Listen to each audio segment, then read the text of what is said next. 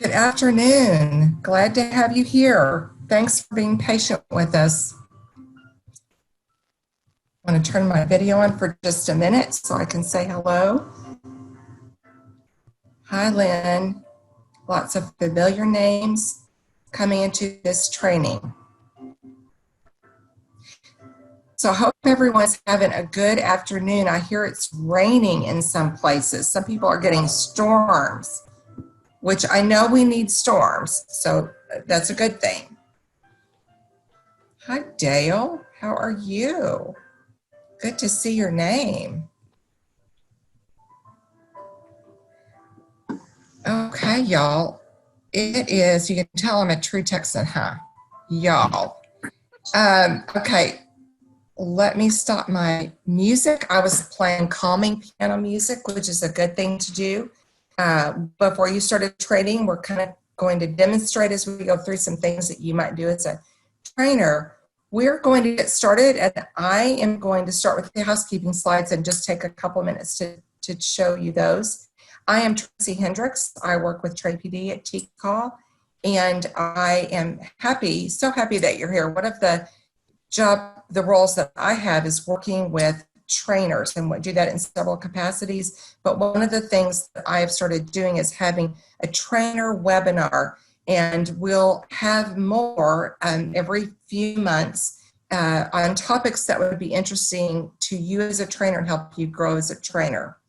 So thank you all for being here. I'm going to run through these housekeeping slides as quickly as possible. Some of you already have them memorized, I know. So let's get to it.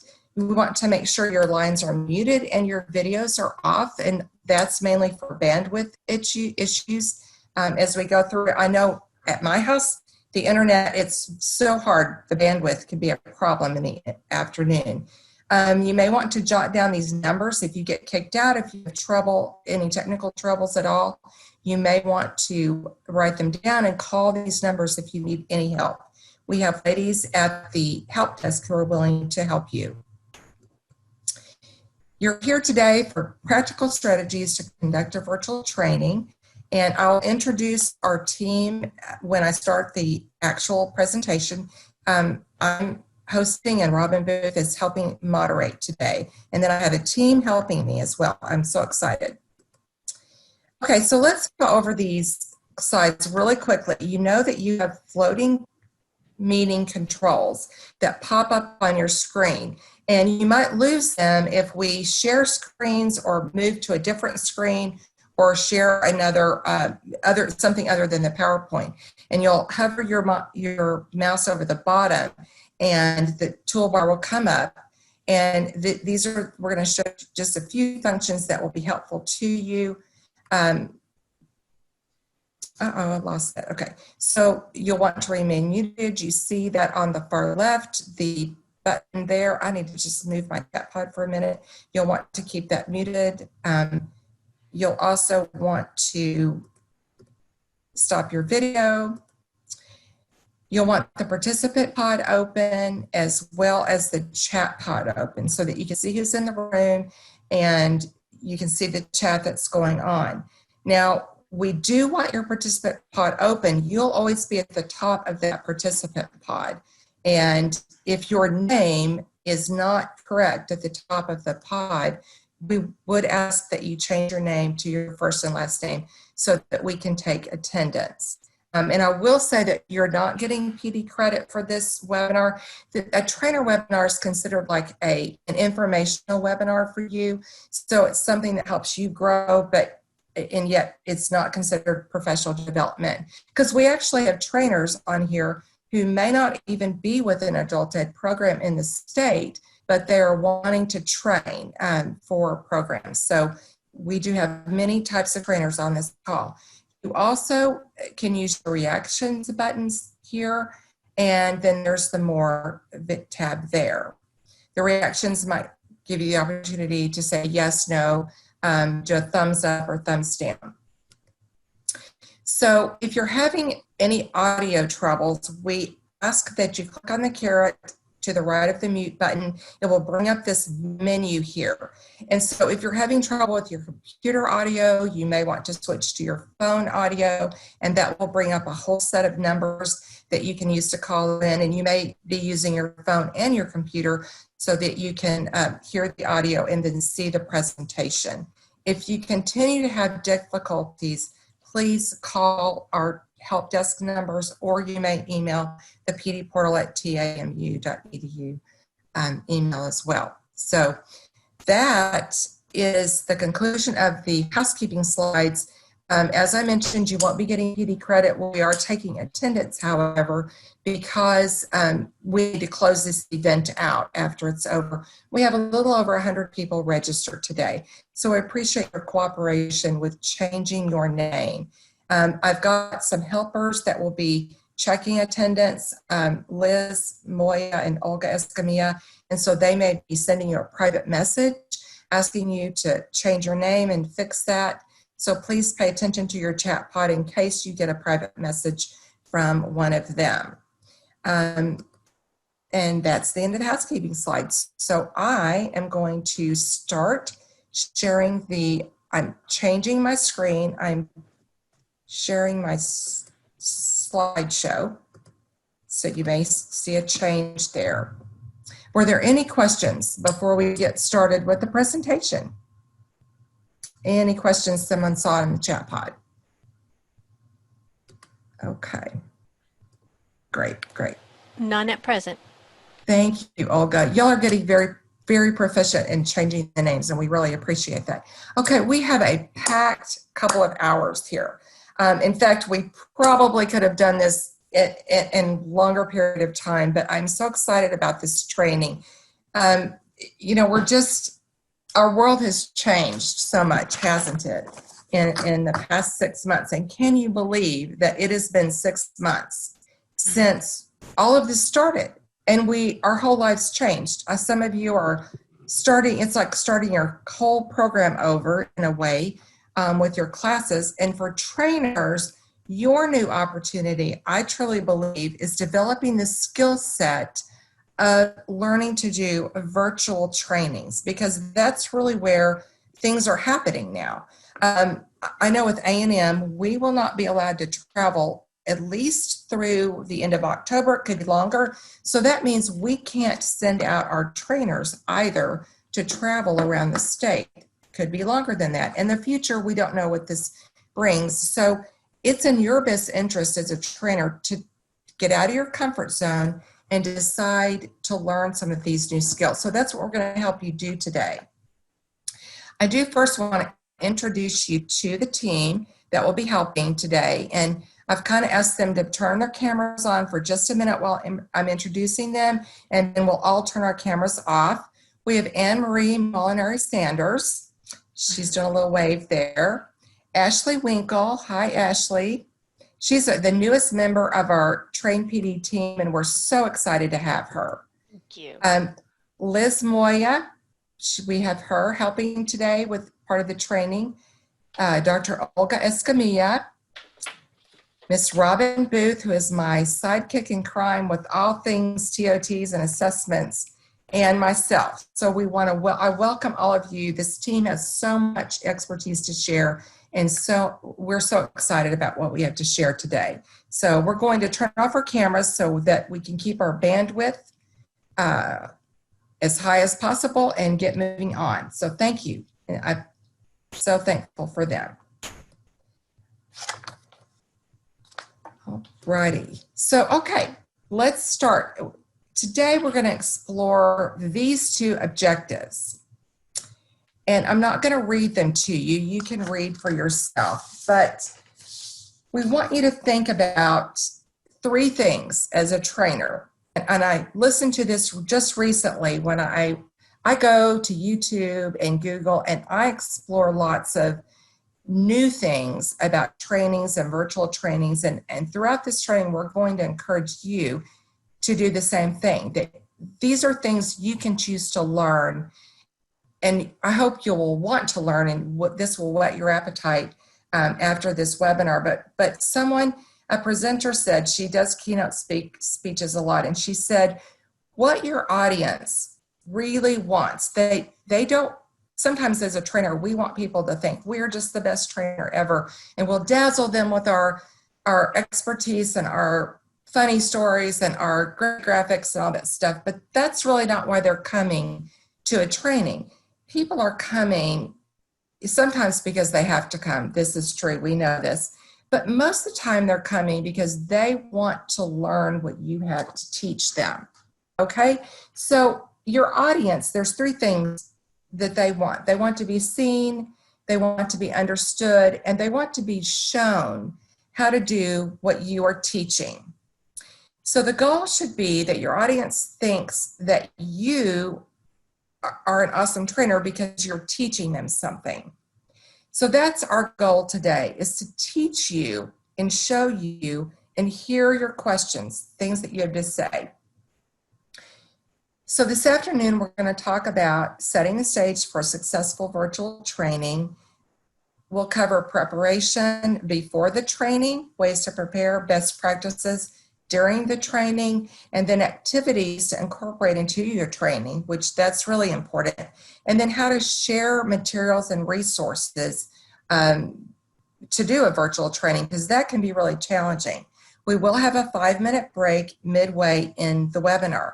I want to also show you, Robin put this in the chat pod, or someone did, Olga did. Thank you, Olga. I did send out, you got a couple of emails. I'm going to turn my video back on really quickly because I want to show you the handout that we have today. So this is a key here. It's just a handout, 3-page handout that I hope that you either downloaded from your printer or on your computer for you to take notes. We're not providing the PowerPoint today because that's another challenge when you're doing a virtual training. But for Train PD, we have to make that accessible, that kind of thing, and that hasn't happened before the training. But this handout, we want you to take notes. We hope that you will. So when you are training virtually, you'll want to show your audience what you're going to be referring to. We have an icon in some of the screens as we go forward that will say handout pages 13 through 50 or something like that to kind of guide you. And as a trainer, you want to model the same thing. You have to do this without a virtual screen on. If you have your virtual screen on, they can't see what you hold up in front of your face. So I'm kind of modeling how you'll want to show people what handout to use. Okay, so I'm going to turn my camera back off. And another thing, and Liz will talk about this later, you want to explain what you're doing as you go along so there's no surprises, okay? Now then, we're going to give you the recipe. This is like, I've kind of thought of this like baking. We want to give you the recipe, like you pull a recipe off Pinterest, you get the recipe. Sometimes you get a video with it, but not always. So, but you have to provide the ingredients. So today we're going to talk about a lot of different apps and activities you can use, things that you could incorporate into a training that you do. But today we don't have time to show you how to like make a Padlet or how to make a QR code. There are other resources that are available like in the PD portal, and like I said, on YouTube. You can learn anything on YouTube. There are other places you can go to learn how to do some of these things we're going to be referring to today. So we want to empower you to choose to go out and learn some of these things on your own. We have a ton of things in the PD portal that teach a lot of these skills that we're talking about. So again, you're going to have the ingredients, and then you're going to have to end up baking, if you will, bake the cake to do your training, do the work to put into your training to be the best trainer that you can be. So we're going to show you tools, but not show you how to use them, because again, this is not what this training is for. And it'll be up to you to go out and learn and then use and practice, practice, practice. We will talk about that quite a bit, about practicing. So, and be sure to put questions in the chat pod as we go along. We will stop and answer questions as they come up. So, okie doke. I am going to turn this over to Anne Marie Molinari. She's going to take this section. So Teresa's anticipating a pecan pie. Well, if that's what you want to bake, Teresa, that's great. I should have gotten that picture. So Anne-Marie, I'm going to hand it over to you. Welcome. No, thank you so much, Tracy. And I would love to learn how to make a great pecan pie, that's for sure. I still have not mastered that. So I want to say thank you to everybody that's joining us today, and we really are excited to share this information with you. So first thing, I know that all of us today that are on the webinar, all of you, I should say, are talented trainers. And I think as talented trainers, we're always looking to get better and better. And I appreciate what Tracy said about, you know, going out and researching. I'm constantly researching different ways to do different things. So as consummate professionals, I should say, we know a successful virtual training begins well before we open a Zoom room, a WebEx, a Google Meets, whatever virtual tool we're using, and we unmute, we turn on our video cameras, and we go live. And so during this section of the webinar, because this webinar is broken up into sections, during this section, I'm going to be talking about the preparation strategies that you can use.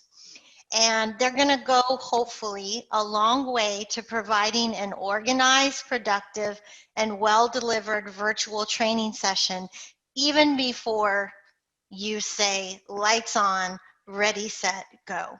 And so here's a quote. Those of you that know me, I love quotes. I'm crazy about quotes. So this quote is, before anything else, preparation is the key to success. So using your reaction buttons that you have available to you, go ahead and just give me a thumbs up, or I think a yes or a no. Do we have? Yep, so here comes Angie. Good. Just give me a check mark. Good job, everybody. So I think everybody agrees to that, right?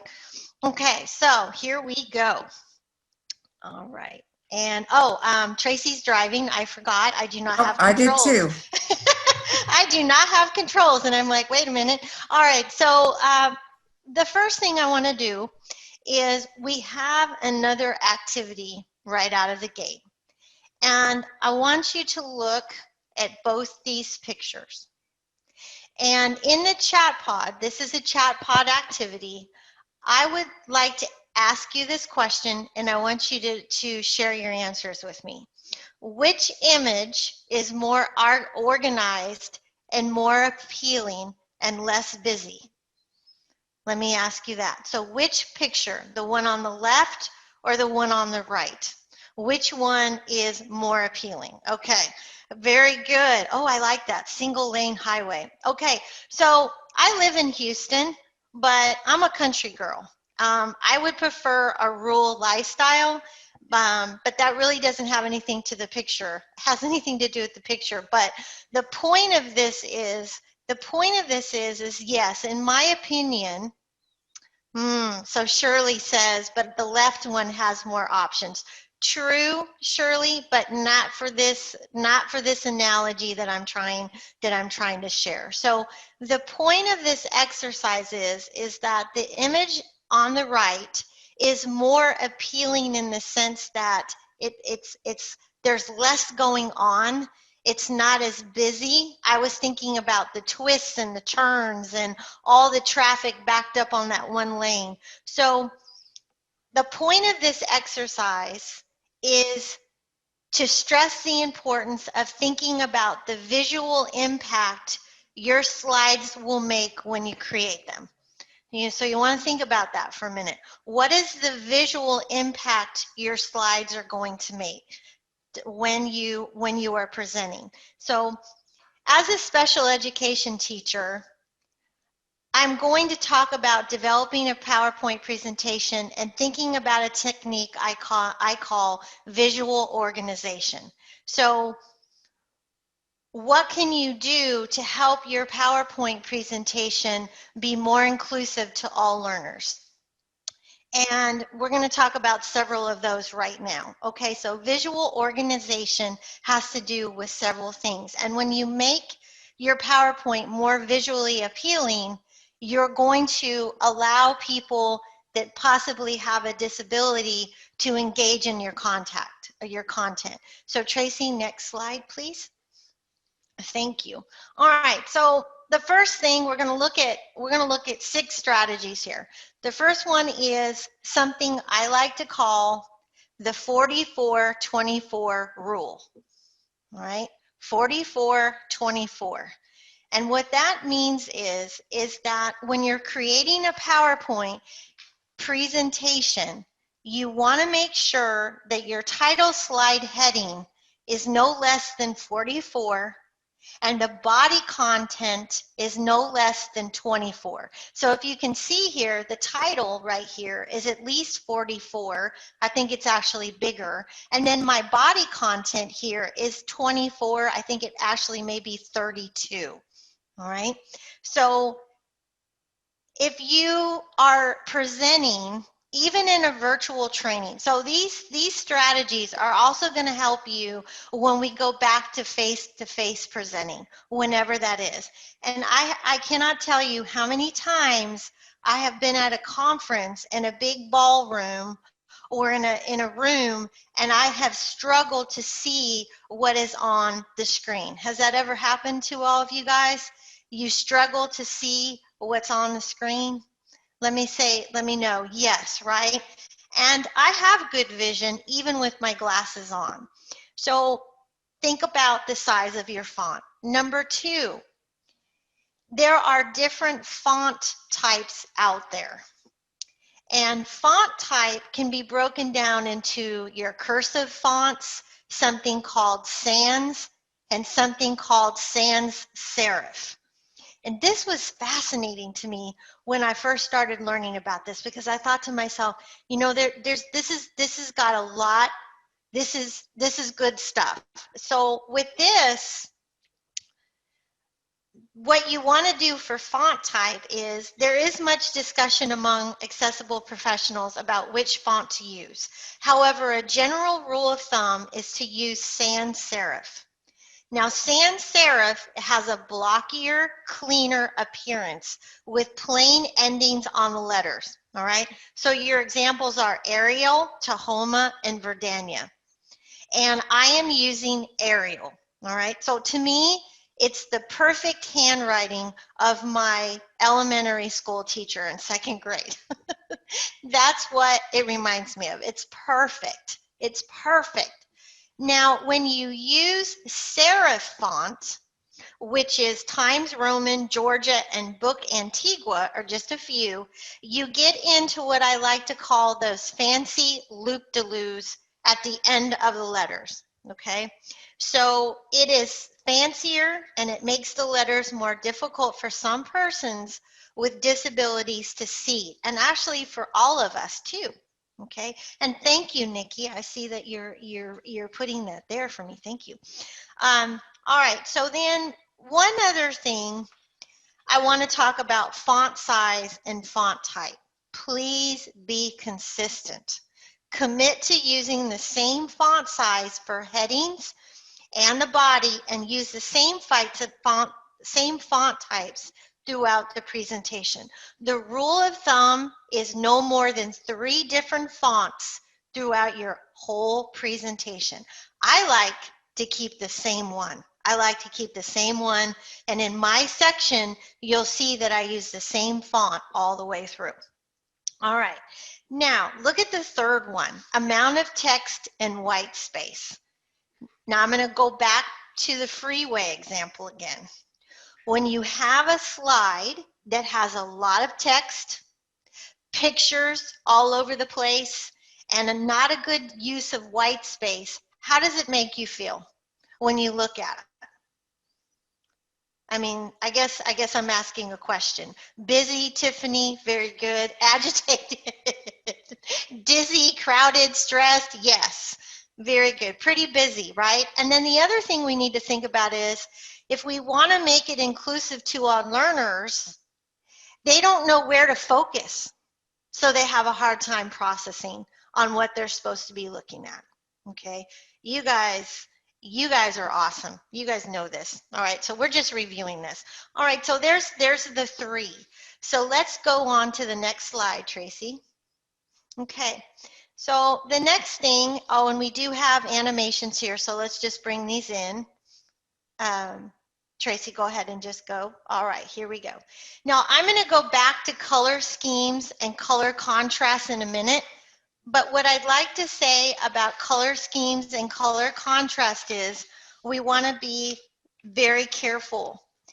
PowerPoint presentations can contain too many different color schemes and unreadable and inaccessible color contrasts. In general, stick to the color scheme that is recommended in the PowerPoint design you are using, all right? And stay consistent in your use of colors. Now, color contrast is very important for students that, or excuse me, learners or your participants that have low vision or color vision, all right?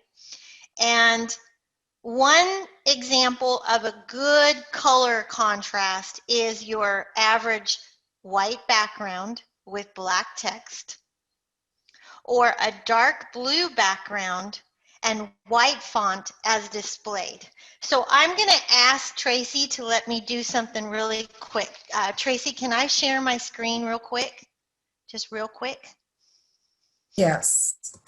Okay. All right. So I'm going to bring, I'm sorry. Yeah, I was going to say, so I quit sharing my PowerPoint and she's going to share. It's just we were detailing what we're doing. Thank you, Tracy. That was awesome. All right. So here, this is an example of poor color contrast. That is red on yellow, and I have seen it a lot in PowerPoints, believe it or not. And also what I see is an image that's placed onto a color like that, and then it's not accessible. My father is colorblind, believe it or not, and so this would be something he would not be able to see. And so that is too much, that's too much of the same color, because actually there's red and yellow. All right, or is there yellow and red? I can't remember. The point is that you see that that is not good.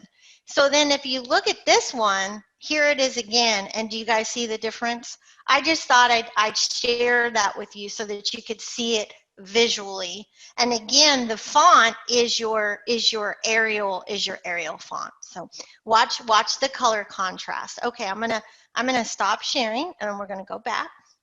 Thank you, Tracy. Go ahead and share again when you're Sure. ready. Yes. Okay. Yes. And it takes a minute when you change screens, as you all know, if you're doing presenting. Okay. There we go. And I have a question here. What about red and white?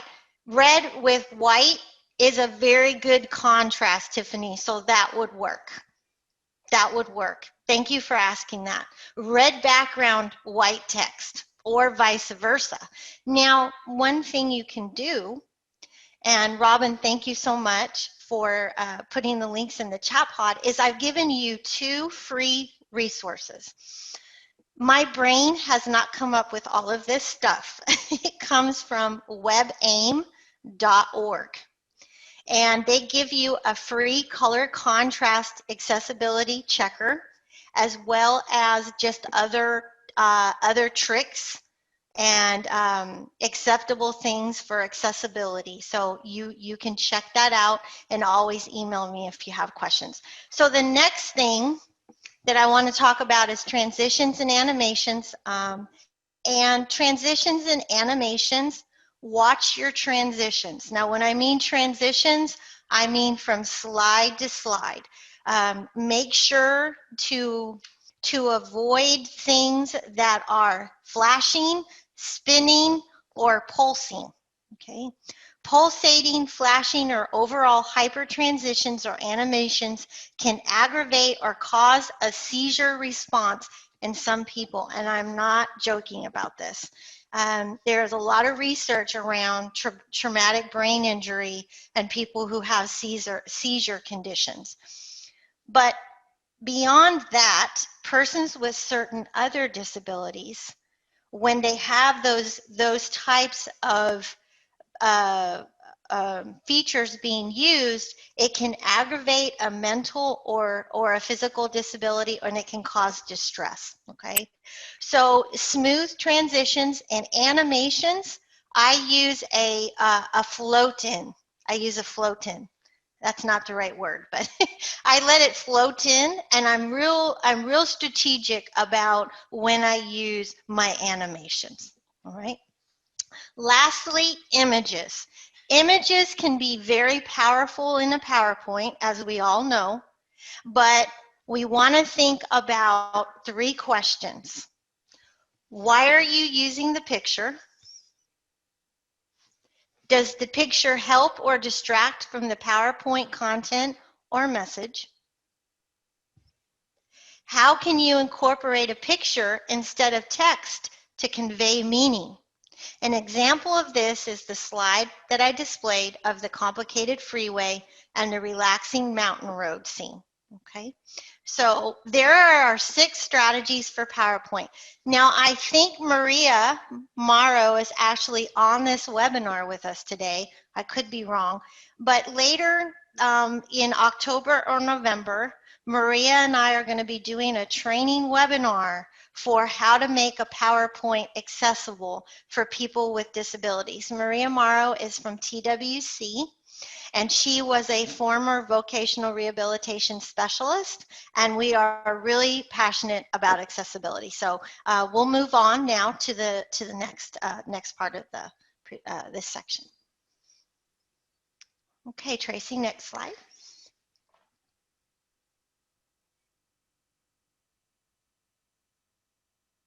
All right. And also, and we're going to get ready for an activity here too in a minute, and we'll break for questions and have an activity. So there are other things when you develop your PowerPoint presentation. So here comes another interactive question. How many of you develop an agenda and a pacing guide no matter how long or how short your training is? When do you create an agenda and a pacing guide? And when do you not? So I'm just going to pause for a minute and let you guys respond in the chat pod. So when do you use? Okay. Debbie says agenda but not pacing guide. Okay, good. All right. So what are some of the reasons why you have an agenda and a pacing guide? And when I mean pacing guide, breaking everything down, the time, the slides, who's going to present, all that. You stay on task. Okay. All right. All right. So, Robin, what are some of the comments? Because they're coming in fast here. Well, some people are saying, that they start with the agenda and then they add the pacing guide as they go through, or they add the pacing guide later. Someone said that they only do a pacing guide if the training is going to be more than 3 hours long. Okay. Robin, I'm sorry, I think I cut into you. Octaviana is saying accountants want the pacing guide. Well, that's a new one, Octaviana. I hadn't heard that one before. Out of respect for the audience, that's a good point, Shirley. Very good. Very good. So these are all really good points. And one thing to think about too is I am real conscientious of time because sometimes I go over time. And the pacing guide helps me because I can lay out my times. And what I mean by that is I literally will write in my times. If I know my training is going to go from 9 to 12, I will say from 9 to 9:05, I will do my intro. From 9:05 to 9:15, I will do this. Because then I can quickly look and go, good golly, Miss Molly, I am behind. I need to move it, or I need to change something. And then with a pacing guide or an agenda in front of you, you can quickly see what maybe you can take out or move around. Okay. So when you're training for us, most of the time there will be an agenda and a pacing guide if you're training for Train PD, especially if it's a TOT. But if you're training for your own program, I think it's a good idea too. And finally, more slides is the last point of the 6 strategies. And more slides, what I mean by that is less words, more slides. So when you're presenting virtually or face-to-face, just add more slides. So you have less words, you have more space, and everything that we've talked about. Okay, so now we're going to move to the next slide. All right. Now we've developed our PowerPoint. We make sure that we're using a sans serif font. We know that we want to make sure that our colors we're being careful with our color scheme and our color contrast. We're being thoughtful about our pictures. So now we need to know our stuff. And we need to know our stuff forwards and backwards. And you want to develop a virtual script for practice and not for presenting. So I'm going to say this again. We want to know our content forwards and backwards, and we want to develop a virtual script for practice, not for presenting. And what do I mean by that? I would like for you to reflect in the chat pod, take about 30 seconds. Why do we want a script for practice, not necessarily for presenting? Everybody just go ahead in the chat pod. Don't want anyone to read the information. Very good.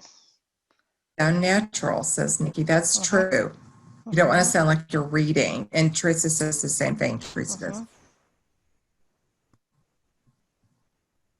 Yes, you want to make eye contact when presenting, not read.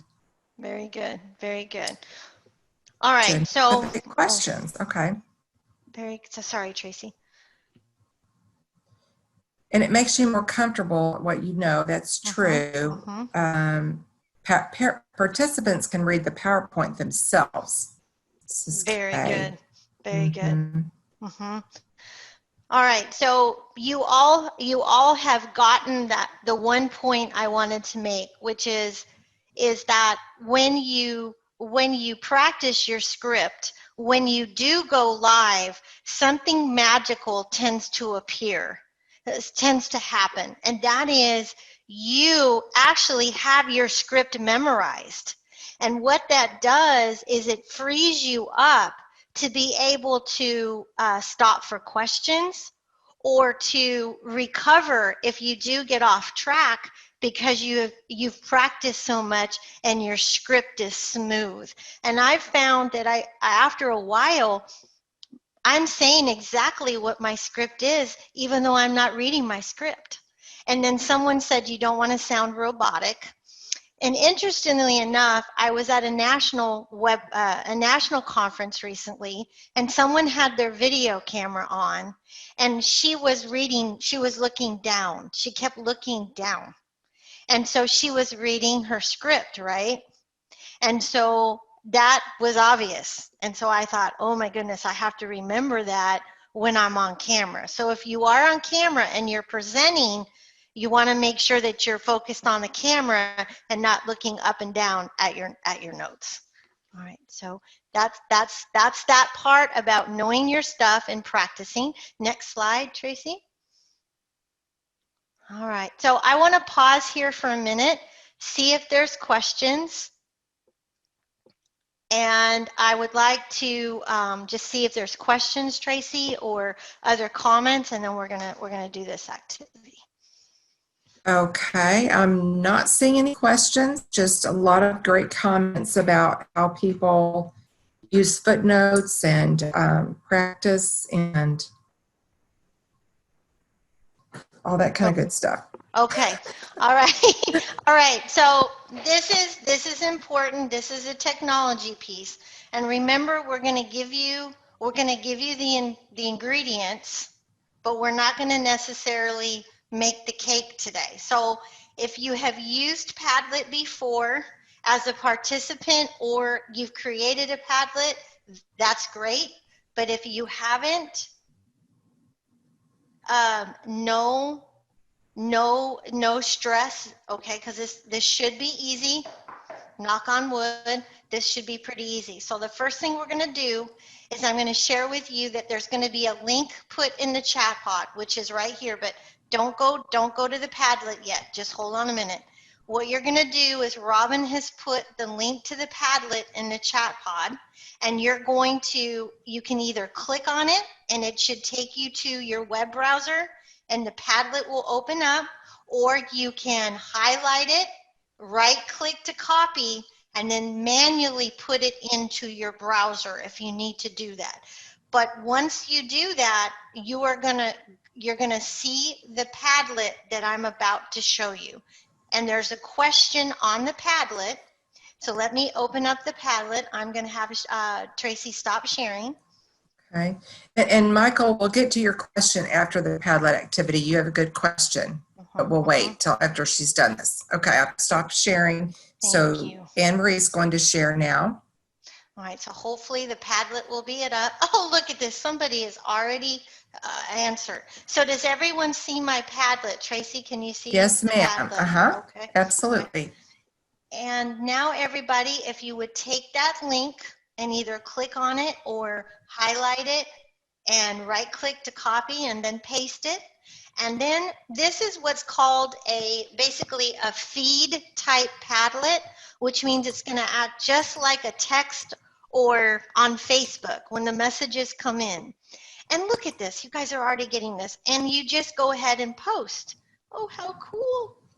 All right, so we have keep it simple, use the sans. Oh my gosh, this is awesome. You guys are rock stars. And what I can do is I can save this for you and paste it. But this also, I could save this, and put it in the community of practice, or you can write this down in your notes on the handout. Do a run through in a dark room before the training. In a dark room. Why a dark room, I wonder?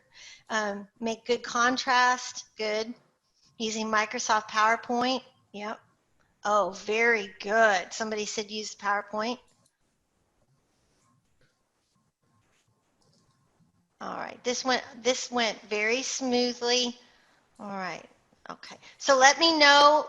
Go ahead and just click yes when you are done, or let us know in the chat pod. Careful with animations. Minimal yet direct info. Okay, Tracy, kind of just let me know when you think everybody's done. How many people do we have on the webinar? Got a lot. About 77 participants. We have 77 participants in, so we have a lot of dones. Okay. Quite a few, not a few with their hand raised, I think. Excellent. Now, Padlet is one of those things that is doesn't take a lot of ingredients, and it's pretty simple to make. So you may wanna try it out. And we also have a Tech and Tell on Padlet. So I'm going to go ahead and I'm going to stop sharing if we're good to go. And if there's any questions, we can come back to Padlet. And we're going to go back. Tracy's going to start sharing, and we'll see if there's questions. Let me look through here. There was a very good question that Mike Sands had. Let me go back and find it. It was very good just before you started the Padlet. About how do you pick up the pace or slow down a training session? It's a good question. Okay, so Michael, do you mean when you pick up the pace, meaning you know you're going to run out of time? Is that what you're asking? Or slow down if maybe you're going too fast and you're going to have like 30 minutes left over? Is that what you mean? Is that kind of where you're going with that question? I'm sorry. I want to make sure I understand.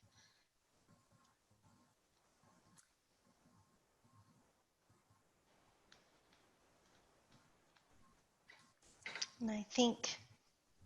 Okay. All he right. hasn't Well, answered yet, but if he says if the pacing is too fast or too slow, if your pacing is too fast or too slow. All right. Well, I think with that, if your pacing is too slow, there could be a couple of things. You've got to look at your content to see if there's something you can take out. So How do you adjust your timing? Mr. Martinez says. So a couple of things you can do is that's where the pacing guide comes in. You can look to see, is there a break that you can shorten? Is there an activity that you can shorten maybe that they're not sure that it's even going to be an activity? That's one way to do that, and to adjust your time, and maybe just move a little bit quicker through the slides and not talk as much. Sometimes I find if you have a lot to say, sometimes you can pick up the pace if you just condense what you're saying. And then if you need to pick up the pace, a good way to do that, it's always easier, I think, to slow down the pace, instead of pick up the pace. So to slow down the pace, a good way to do that is to make the activities longer. So if you have a group activity, make it longer. Do more question and answer. And then also you could possibly extend the break. So if you planned only 40 minutes for lunch, go to an hour. How did that help? Did that help a little bit? Good question, Mike. And I encourage my other colleagues to share too if they have some ideas on how to do that. And I think we may touch on that some in the next section about having a plan A, plan B, plan C. Okay. Okay. Let me know, Mike, if there's Okay. other things. Okay, so we're gonna keep moving here, and the next thing we want to talk about is your enlisting your colleagues for support. The trained PD team is always reaching out to one another to support when we do trainings. And once you've created your PowerPoint, you know your content. Now you want to enlist a colleague to review and proofread the PowerPoint presentation. And I want to say that I want my colleague, when I go to my colleague and I ask them for their honest opinion and critique of my PowerPoint, I want them to be honest. And I want them to say, Anne Marie, this doesn't make sense. This is confusing. Take this out. Maybe suggest that. And I think it's really important to go to a colleague or maybe a family member or a friend. Okay. So they review it. And then the next thing is to complete a webinar practice run with your colleague. And there are 3 areas that you want to touch on in your practice run. Okay. So let's go to the next slide and we're going to go through those. And some of these we will talk about again later. Now, I can't believe I almost forgot this one, but I did. You want to check and practice all aspects of your virtual presentation. So let's start with the obvious. Do technology checks, or as I like to say, check your technology tool belt and make sure everything is working. If you have difficulty with internet connection at home, especially right now, right?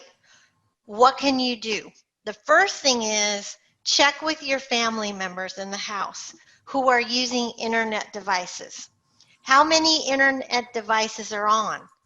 Do you have children that are doing things? Your husband's working. I know my husband is working from home right now, and I have to make sure that he powers down so that we don't have problems with the internet. So it's, you have to kind of do some negotiation. Is there somewhere where you can go, like a school or somewhere else, to present where the internet is really good? The other thing is think about getting an Ethernet cable and connecting it directly to your computer. One thing I recently learned is to turn your Bluetooth off on your phone if your phone is next to you and near the computer, because that can cause your audio to go wonky. And I know that's not a technical term, but it's a term I use. Make sure, because it will make your sound wonky sometimes. And also check your microphone and your headset for overall audio connection. And make sure you use the same computer and headset microphone on the day of training. And on the day of training, you run through all these tech checks again. All right. So last two things I want to talk about before we move on to the next section is with, oh, I'm sorry, Tracy, go to the next slide. Oh, sorry. Okay. Thank you. With your trusted colleague or colleagues, before you go live, you want to make sure you do a run through of transitioning to, accessing, and using your tech tools, the websites, and the other resources you will use in your live training.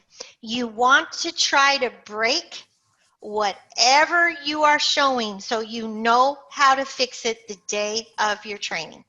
And I'm going to share with you that we were practicing with Padlet yesterday and we found out what I was doing wrong. And if we had not done a run through, Houston, we would have had a problem. And we found out that I had made the Padlet private and nobody could write on it. So we fixed it. So another thing is make sure that you remember your passwords to the tech tools that you want to use. And I like to have everything open on my computer, on my browser, and I like to have everything in order. So I know I'm going to show this first, then I'm going to show that next. Practice sharing your screen so you can check everything out. And then make sure that your colleagues, like Olga and Liz will do this for me, have them log in as the participant so they can see what you're showing and make sure everything looks the same.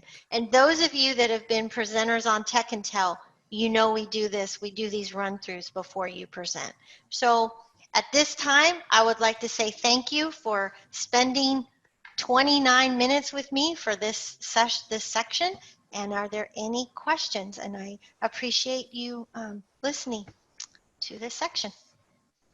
Okay, thank you, Anne-Marie, so much. We're going to move into the next section. If you do have any questions, just put them in the chat pod. And Anne-Marie did a great job. We appreciate that. And Teresa, you're welcome for the handout to take notes on, because this is something we've added resources at the end that you can hopefully utilize later. Okay, so we're going to move on to best practices for presenting now. And we want to talk about, Liz is going to start and talk about framing the training.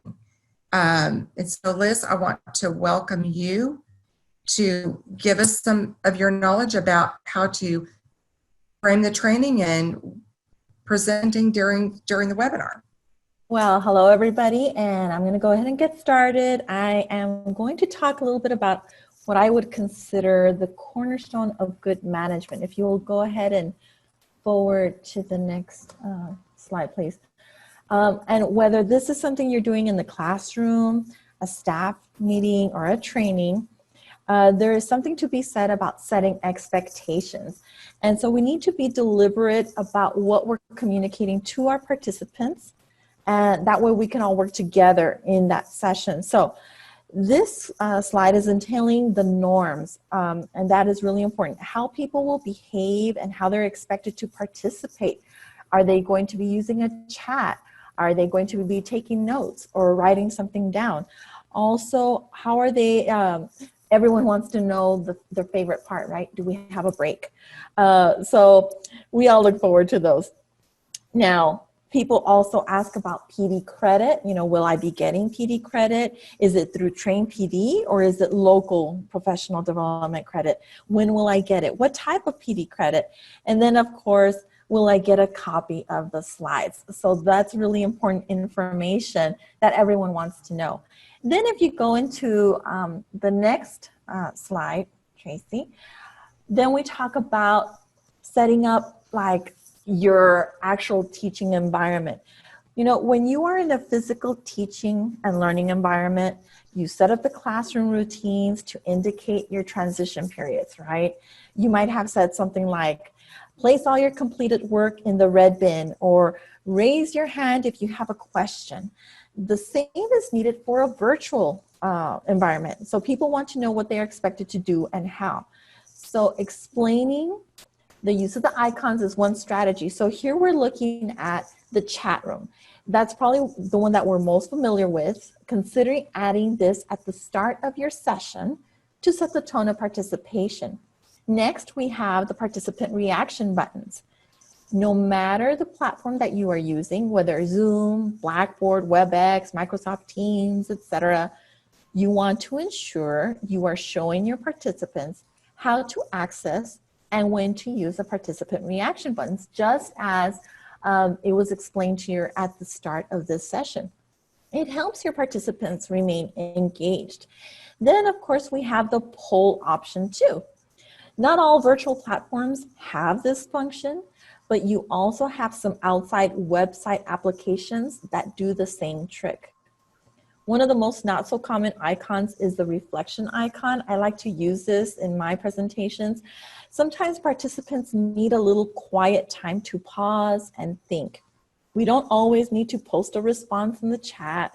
So letting the participants know, hey, I'm going to give you some time to reflect, allows them time to process what you're saying. And then the final icon to consider is the use of a handout, just like you saw at the start of this session. Now you may be thinking, okay, Liz, we are teaching and working remotely. What handout are you talking about? I know. But let's face it, remote or not, some of us appreciate having that paper copy or at least the option to print or simply have a handout that you could download that contains the relevant information, maybe notes or additional links like the one that we have for you today. All right, and so next we're gonna go ahead and talk a little bit about how you plan on incorporating the use of participant reaction buttons in your presentation. So if you can give me either a thumbs up or thumbs down or a yes or a no, if this is something that you're willing to incorporate into your session. So I do see a couple of people giving a thumbs up. Oh, people are responding in the chat too. That's okay, that's good. Thank you. Oh, lots of responses. Yay, you're all with me. Okay, I still see half the folks that haven't responded, but that's okay. I'm sure that you're nodding while you're sitting in your seat. And now we're gonna go ahead and move forward with the next part. And it is about knowing your audience. Every great educator knows that you really need to connect with your audience. How do you do that? Well, many of you might be familiar with the KWL, right? The K stands for knowing what your audience already knows, activating that prior knowledge. What do they know about the topic already? And then the second item is what do they want to learn from your session, which is what Anne-Marie was touching upon earlier. You know, they don't want to, be here just to hear a funny story, as Tracy was saying. They really want the content. And then finally, how will you know that they learned as a result of your session? So that acronym is something really important to keep in mind when you're developing your session. And if we go on to the next slide, you're going to go ahead and see that learning transfer is very critical as far as ensuring that your participants are not just sitting and being passive members. So one of the rules is to consider using 3 different methods, contexts, or intelligences, for example, to ensure that your participants are truly getting an opportunity to learn the content. So for example, and the first one is we're talking about methods. So let's say you're introducing a content with your student. And if you want to advance the slide, Tracy, I would appreciate it. Thank you. So what do I mean by methods? Well, it could be written. It could be something visual like a graphic. It could be a chart. And you know what? Just because we're teaching or training virtually doesn't mean that everything has to be an app or a website. You could play a song. You could do a foldable.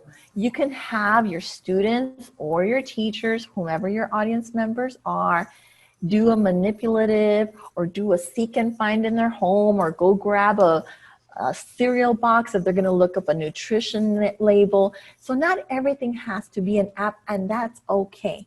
So one, again, is identifying a method. And then the next one is talking about context. And I think that we're pretty good with contextualizing our instruction, I would say. We're pretty good in AEL. You know, we typically contextualize a social studies lesson and how it applies to our society today, or maybe how that new grammar lesson is going to apply at school, or maybe interviewing and how that applies in our work context. And so when you do a lesson or a training, applying it to 3 areas works. And then the last one, of course, is that you have to use intelligences. That's another opportunity. Now, there are 7 intelligences, and if you're not familiar with those, we do have the interpersonal, intrapersonal, kinesthetic, logical / mathematical, naturalistic, musical, linguistic, and spatial. Okay, not special, spatial. Okay, and the idea is we possess all of these 7 intelligences, and we want to ensure that we build up our strength in every single aspect of those. So when I have the images here of a rubric, you're appealing to a person's logical, mathematical side of the brain. You know, the middle represents experimentation or problem solving. You always don't want to do a worksheet or just fill in the blank. And then, of course, you have gamification, which is represented by the Rubik's Cube. There's just different ways. And of course, you don't have to do 3 types of intelligences. You could do 1 methodology in a specific context with a specific intelligence. So you can cross mix as well. And then we go into our next slide, which is talking about when we get a little trigger happy. You know, we like to call it click happy or click crazy. And so what this is what we're trying to communicate is when you are navigating on a website or on your page, consider telling your participants what you're doing, and then you show them. For example, I would say, what I'm going to do next is I'm going to click on the upper right-hand corner, or first find the circle button, and then you show the participants what you're doing. It's very important because some people, they just gravitate to your voice as they're trying to find whatever it is that you're describing, and others, they're looking for the visual cue and not really paying attention to the audio. So you want to ensure that you're doing both of those. I know, right, Lupe? She said she loves this slide. I love it too. And so then when we go into the next portion, we do talk about we're going to talk about the internet speed. I'm sorry, we're going to talk about articulating instructions. And I mentioned earlier that you need to be very deliberate about your instructions, right? You're going to tell them, then you're going to show them. But sometimes when you are explaining something, for example, when Anne-Marie was talking about her Padlet activity, she didn't necessarily show you how to access it. She did give you instructions, but had you all been our students that we see each other on a regular basis, hopefully we both have the understanding that when technology is involved, you're going to pre-teach the technology aspect, and then at a subsequent lesson, you actually teach the content. But you're not going to overwhelm your student or your staff by teaching them the technology on top of the content, because that's just a mixture for a disaster. So anytime you need to teach beyond the content, it's a good idea to have a handout so that the participant can later reference the technology aspect, just like how we have provided to you at the start of this session. And then we're going to go ahead and move into when we're talking about internet speed. So here we have a listing of all the different things, and I'm sure that there's a list of others as well. But number one is we want to be mindful of others' connectivity. You might have high-speed internet access. Well, good for you, but that doesn't mean that I do. And so when you're loading something like a video, that video might load at a different rate from the presenter compared to the participant. So case in point, some time ago, about maybe 2 months ago, I was moderating a webinar, and it just so happened that it was the presenter's birthday. So I thought it would be a great idea if we all unmuted ourselves and we sang happy birthday to our presenter. Well, that's how I learned that there was a delay in responses. So it was awful. It sounded like 50 choir members singing with different starting points. It was just awful. I couldn't ring them in. It was just awful. My point is, if you are a teacher or a trainer and you want to do something like choral reading, or you want to have a contest, consider you might be leaving someone at a disadvantage. Then, of course, you have your video conferencing platform features. For example, today we're using Zoom. Using the browser version is very different, well, not very, but it could be different from the app. In the app, it just looks, some of the functions look differently. For example, the participant and the chat pod are connected in the app, but not in the browser. So in the browser, you have the ease of navigation of moving around the chat pod. And so as a trainer or as a teacher, if you're giving instructions like, well, move your chat, your browser people are, your app people are gonna say, I can't do that. And you'll lose some of the folks. So be aware of the platform that you're using so that you could be very clear about your instructions. Plus, you have the access to the device features in of it themselves. So if you're going to talk about technology or even using technology as we all are, be cognizant that it might be different or it might look different if you're using an Android phone compared to an Apple product. If you're using a tablet versus a laptop.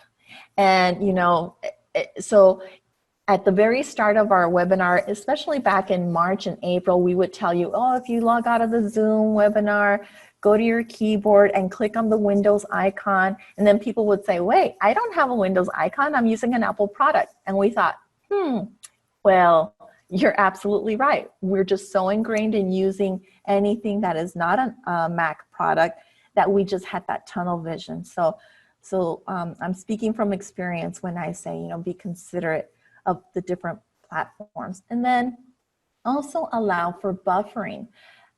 Don't expect that everyone will have the same access at the same time. So again, don't, you know, if you're gonna have a game, for example, don't make it a time-based game because not everyone will have equal footing. And then finally, be patient. You may need to repeat more than one time. You might even need to repeat it 3 times, still post it in the chat pod and model it before anyone starts really understanding. Which leads me to the next slide about slowing down.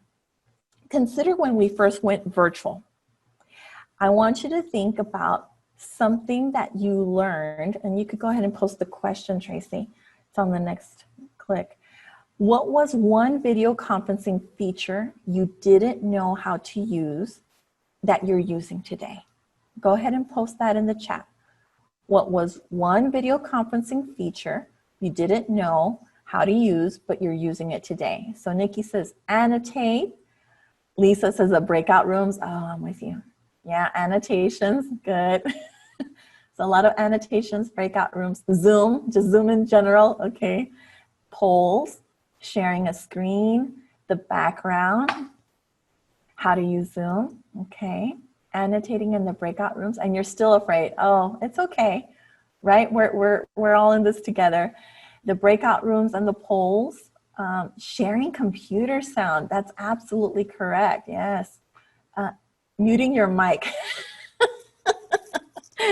Or sending Zoom invites, very nice. Okay, I'm using Microsoft Teams, I see. So as you see, we all went through a huge learning curve at the start of the pandemic, right? We were all kind of keeping our heads above water. And by no means were we pros at anything, but over time, we've become pretty good at navigating and troubleshooting. But remember that feeling you had back in April, back in March, that nervous feeling, that feeling of anxiety, the level of frustration, and consider now how your participants would feel when they see something for the first time. So just be patient with your participants and with your students, because you never know where they're at on their technology level. And so when we move on, thank you so much for participating. I do appreciate that. I do want to remind everyone that it's always good to slow down. Be intentionally slower than in a face-to-face setting. Allow time for people to take notes or process what is being said. So, for example, allow verbal pauses after showing a new screen to allow participants to catch up. Give them time as a teacher. If you're explaining something and it's worth explaining, then it's worth writing down. So explain it and give them 2 minutes to copy it or to take it down. But don't talk as they're writing. It's okay to have quiet time during Zoom or WebEx or what have you. And then, of course, be aware of internet issues for you and others. Someone was commenting that it's raining and it's storming where they're at. Well, then you might have to kind of pivot and adjust and maybe have a makeup session or maybe email them the materials. And then, of course, we have not all participants have video access. So how are you going to explain something visually if they cannot see it? And stop often and ask for feedback. Answering something in the chat pod or opening up a Google Sheet for feedback are just some ideas that you need to stop and check for understanding. So, all right. Then we're going to go into quality over quantity. Anne-Marie talked about checking your tech skills, but also knowing the tech skills of your participants. I already talked about allowing for pauses to allow people to catch up.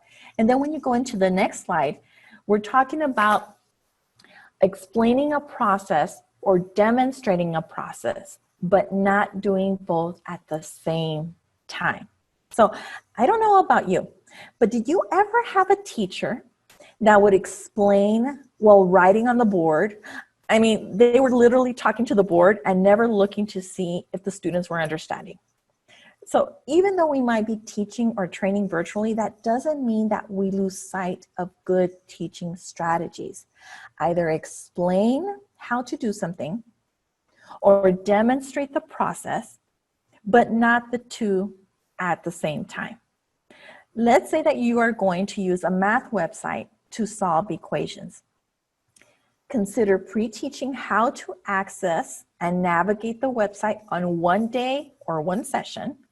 And then on the subsequent day or the subsequent session, then you teach the students or your staff how to solve the equation or whatever it is that you're trying to demonstrate.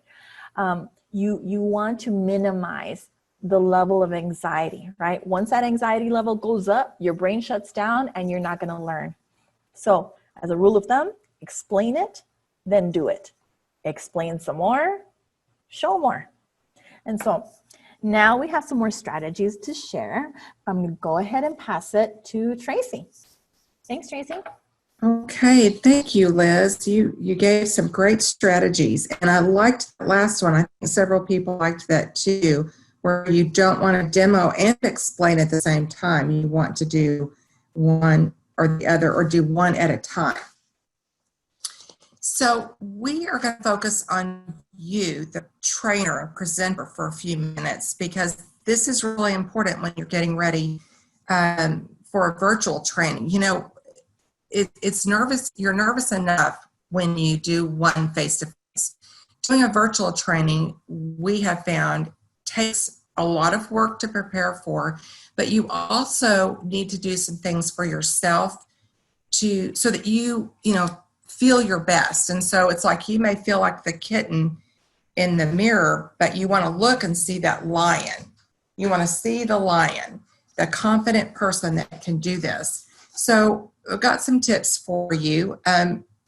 You want to get dressed up. You don't want to, I'd rather not be in my yoga pants when I'm actually doing the training. I feel better if I get dressed, all those dressed up. We should all be dressed, but I don't want to talk about that. Dressed up, comb your hair, all those kind of good things, whether you turn your camera on or not. It does help you, give you that confidence. You want to choose to be happy. This is one of my things. I tell my kids and grandkids this all the time. Choose to be happy and choose joy. People will hear that in your voice. And there's nothing worse than hearing a trainer in person or virtually who is so deadpan, like no energy, and you're like, why am I here? You want to give energy so that they feel that. So you want to take care of yourself also. These are things to think about, and sometimes it's hard, especially if you're working on your presentation at midnight in the middle of the night. Try to get a good night's sleep. You want to eat something before the training. I've heard different people say sometimes they want to eat a good meal. Others don't want to eat too much because they get nervous. I find I need to eat a little bit of protein just to make sure I have that brain power. For me, it's brain power. You want to keep a drink handy, but I'm going to caution you, make sure there's a lid on your drink. We had a training of trainers where the trainer accidentally spilled her water on the computer and her computer died, and we had to go to plan B very quickly. So you want to keep that in mind. Keep lozenges handy, cough drops, Kleenex, those kinds of things near you that will help you with your comfort level as you go through the training. Your pacing is important, very important. I think we've said a few times already that you want to articulate what you're saying, and you need to go slower, almost slower than you would in person, because your audience gets distracted very easily when they're at home because there could be so many distractions going on. But so you want to slow down for sure. You want to be personable and sincere. And of course, if you're sounding pleasant and happy, that's kind of easy to do. It's okay to tell stories as you go through your training, as long as you've kind of planned that in to the training and added time for stories. I know if you've listened to me train, I think of stories on the slide. And so I'll start telling stories, and that could get me really off track with my time. But I think stories and sharing your vulnerability makes you more personable, and people like that. They really do. And with the virtual training, we're finding people really give a lot of grace because everyone else is in the same boat, whether it's teaching their classroom, doing professional development for their own program. We all are needing a lot of grace these days. Try not to get impatient with disruptions. It can, have you ever been to a training, especially virtual, and you can tell the trainer's getting annoyed with maybe someone who's asking the same question over and over? Try to be patient, as Liz was talking about, and just try to, not get upset about those things, because they will happen. Thank people for posing questions. Don't make others feel badly, even if they're asking questions that are not on topic. And if you've trained, that happens all the time. Okay, so I kind of talked about this a little bit in the last slide, but you want to make your message. When things go wrong, and trust me, this as a trainer, they do. You don't want to let them see you sweat. You want to keep going. Now, you want to have a plan A, B, and C, because I know one training of trainers we did, and some of you may have been on that, we had everything that could go wrong during that training go wrong. But thankfully, we recovered quickly. We had a plan B. Like, I had the PowerPoint on my computer. I was Vanna for the rest of the night when that trainer lost her computer. So you have to have a plan A, B, and C all the time for any training, especially virtually, because your technology may go out. One thing I've been doing is putting my laptop on my mobile hotspot before I do a training, because at home in the afternoon, my internet's been really unreliable lately. So that was my plan B, so I don't have to lose the internet. know when to stop. If you find that you're going too long, or someone asks a great question and you sidetracked for a minute, which isn't a bad thing, know that you may need to stop. And so you always want to have some slides, especially toward the end, that you can hide and just, not talk about them, because no one's going to know if you skip slides. And don't say, oh, we got to skip this section. Let it be, keep calm and carry on. You've heard that saying, and let it go. If you don't say things exactly as it, that's why we want you to practice your script, not read it. Because if you miss a point, just keep going. No one knows that you missed it. You will, but you've just got to go on with that. Things are going to happen. I'm sure you all have stories of how things that went wrong, went horribly wrong, that kind of thing. We all have them. Exactly, Liliana. Move on. And you don't want me to sing Let It Go, but that's always what I think of, the song from Frozen.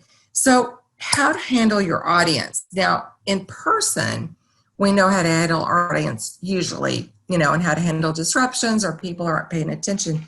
But goodness, in the virtual world, do we even know they're paying attention, right? I like this. Paula Bauer put this on Facebook, and I just love this because it's so true. I mean, we don't know what they're doing on the other side of the virtual screen. You want to be sure to let people participate, but don't let them dominate.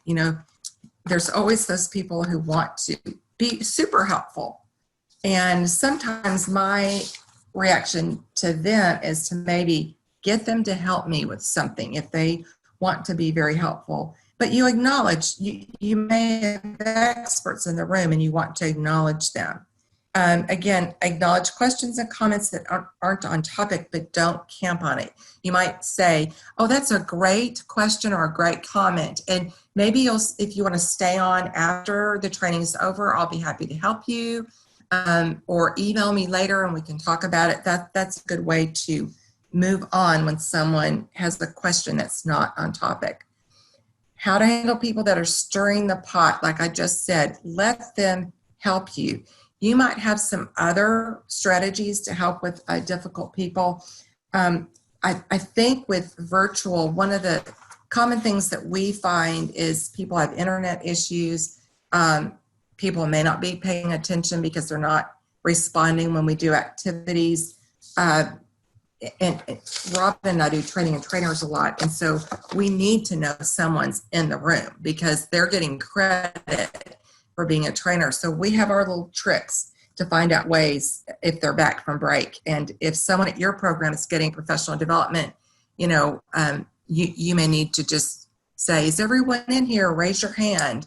After a break, that kind of thing.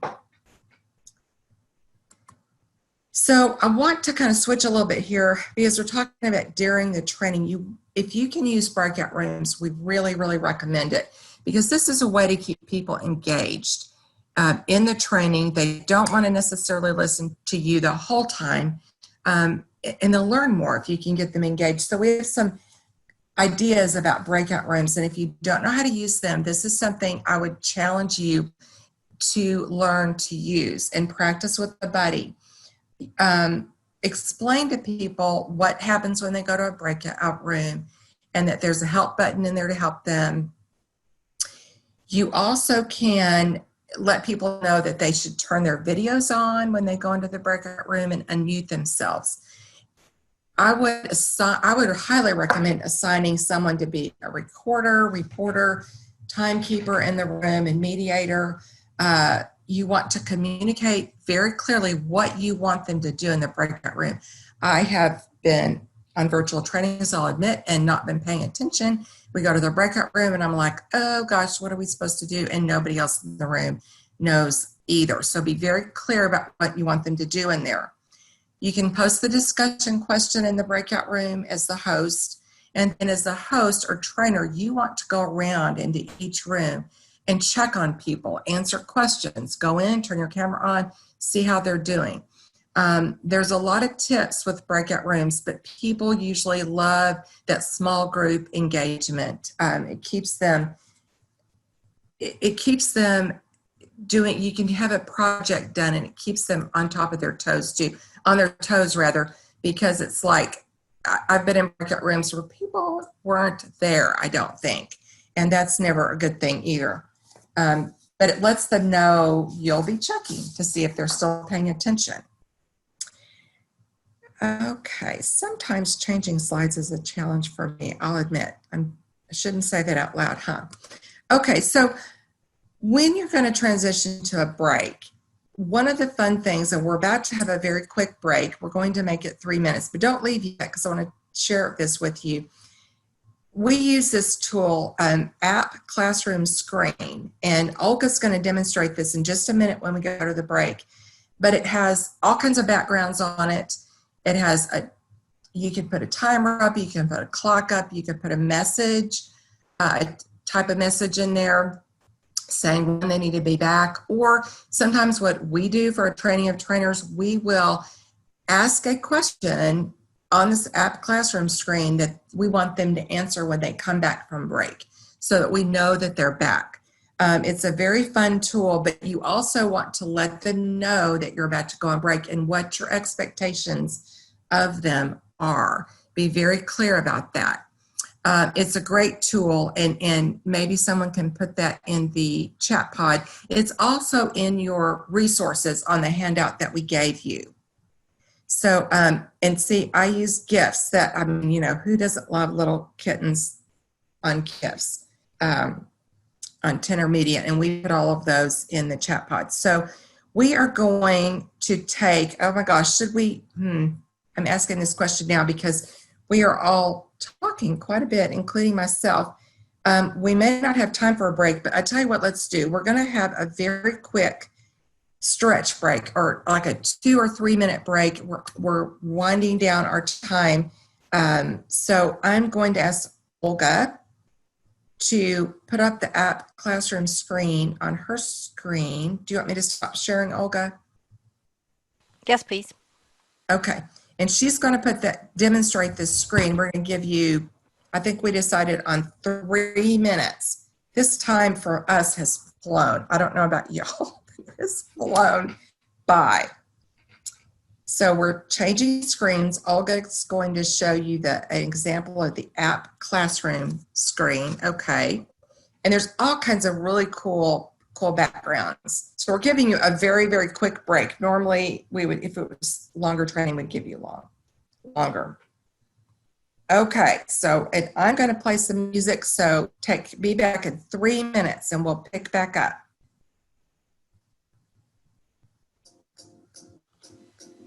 So I think some of you had mentioned that you already use Classroom Screen and that you love Classroom Screen. That's great. So here it is. You can use a clock. You could use the stoplight.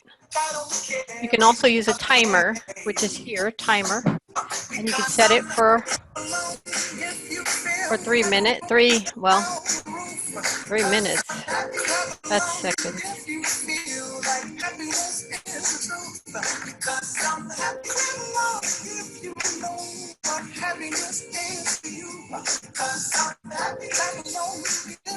And we also recommend using using music during a break. We have some ideas on the resources page too. Yeah, you could change the background here with this first icon, background, and it gives you different options if you could do that.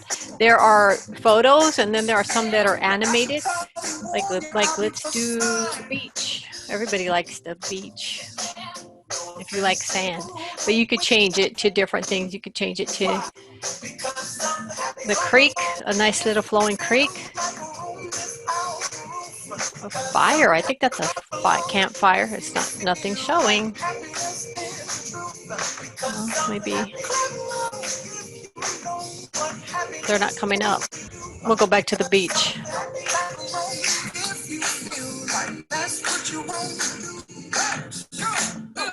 Bring me down, can't bring me down, and love is too hard. Bring me down, can't bring me down. I said, tell you now, bring me down, can't bring me down, and love is too hard.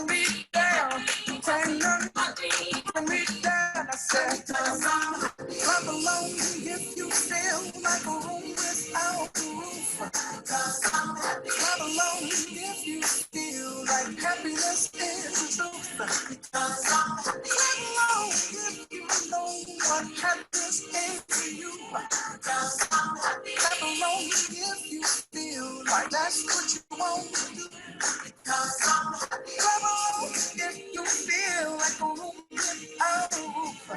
Clap along if you feel like happiness is the truth. Clap along if you know what happiness is to you. Clap along if you feel like that's what you want. Take none from me down. The love is too high. From me down. Take none from me down. I said, clap along if you feel like a room without a roof. Okay, I think it's time. So we could stop that. Pause it. Finish this.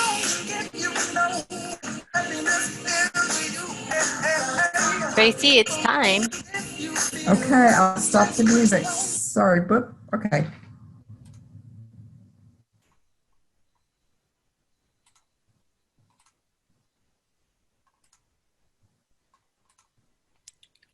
Okay, let's get started. Robin? Well, good afternoon, everybody. This is Robin, and I'm going to talk to you a little bit about some fun activities that you can incorporate into your training that will engage your audience. So if someone could go ahead and advance the slide for me, that would be great.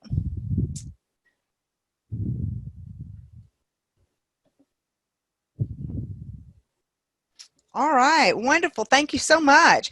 All right, I'd like everybody to stand up. I know that we're in a virtual environment right now, but I want you to stand up, please. I know you may have taken a little break, but stand up again, please. And this is one of the tips for delivering. You should treat your virtual classroom or virtual delivery as if you are standing in front of them. You would rarely deliver a training sitting down, so let's all stand up. All right, everybody is standing up. I see you. I see some folks still sitting down. Come on, stand up with me, please. All righty. Okay, so I'm going to read 3 statements, and if the statement applies to you, I'd like for you to sit down. All right, number 1, I struggle with incorporating activities into my webinars. If that applies to you, sit down. Okay, a few folks. All right, second one, I don't know where or how to find activities to include in my webinars. All right, some more people sat down. All right, third statement. I want to spice up my presentations and am willing to try some new things. All right, fantastic. Thank you so much for participating here. During the next section, we're going to explore some fun ways to kind of spice up what you may already be doing in your presentations. If you'll notice on your handout, the second page at the top, this is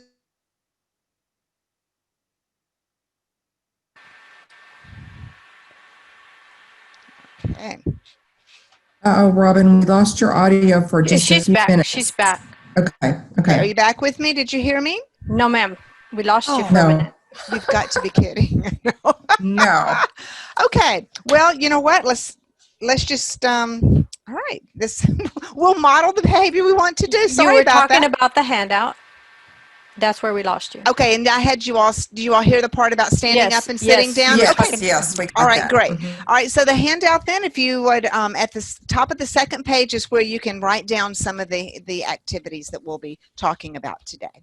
All righty, let's go to the next slide, please. You have about 30 seconds to hook your participants, to get their attention and set the expectations for your session. So before the session ever begins, you should have something prepared to welcome your guest. You should have some quotes going, maybe some music playing. That's what we did today. We had some housekeeping slides up. Tracy and the rest of the team greeted you as you entered the room. Maybe you could have some pictures scrolling about. You know, you can agree with me that there's nothing worse than joining early to a webinar to experience dead silence, because then you question, well, what's this going to be about? Am I in the right place? What time does it start? Am I too early? Am I late? Did it already happen? Was it Eastern time and supposed to be Central? You know, there are all kinds of things that go through your head. So you want to have some kind of opener prepared. And openers break preoccupation. We are so preoccupied with all the things that are going on with us right now. And we want to, we're all busy at home. We're trying to pay attention to our webinar, but we're thinking, okay, what's for dinner? I've got a load of clothes in the dryer I need to take care of. But if you hook your audience early, they'll be more likely to hang with you the rest of the time. Also recognize that many of us are not in the office yet, and we miss our colleagues, we miss our students. So you may want to give your participants time to reconnect. They can introduce themselves in the chat pod, they can answer a question about what they did during the weekend, something to build community. But try to make sure that what you choose to do is relevant to the content and that it hooks them in the first 30 seconds. You can share a story, a metaphor, you can have a poll, you can have the stand-up activity. Alrighty, let's see, I think we skipped to, there we go. Third thing is we want to create a visual experience to accompany our learning. Your webinars need to be more visual. We need to use more photos, and it's okay to use personal ones. After all, they're free and they help build community with your audience. Well, this is a picture of my son, and I thought that it was apropos to the content here, because we want to focus our attention visually on what we want our learners to have. As learners, we connect to pictures. We're more likely to remember the content if we see a graphic or a video or a photo. And, you know, reading text is kind of boring, actually. And so just like enthusiasm is contagious, so is boredom. So we want to vary our activities on the screen as well. So we want to have lots of pictures. We want to have activities. The PowerPoint that you have is really there just to enforce your point. It's not for your lecture notes to be on. I know that you've been to presentations before where all you have is text, text, text on the screen. And you get tired of that. It's overload. And so as a trainer, that's not the place to put your content. You should put that in your trainer notes. And like Anne-Marie said, learn that and practice it ahead of time and just use some kind of a visual cue to trigger the learning. Okay. I'd recommend that you start a collection, maybe a folder on your desktop of fun pictures that you can use in your presentations. You want to make sure they're not copyrighted and that they are open access. And we're on your handout on the third page, you have a list under the resources of places that you can get some free images. So you may want to take a look. You can get them on Pinterest and Facebook, and Google has some free images too. And maybe your organization may even have a platform that you can access graphics.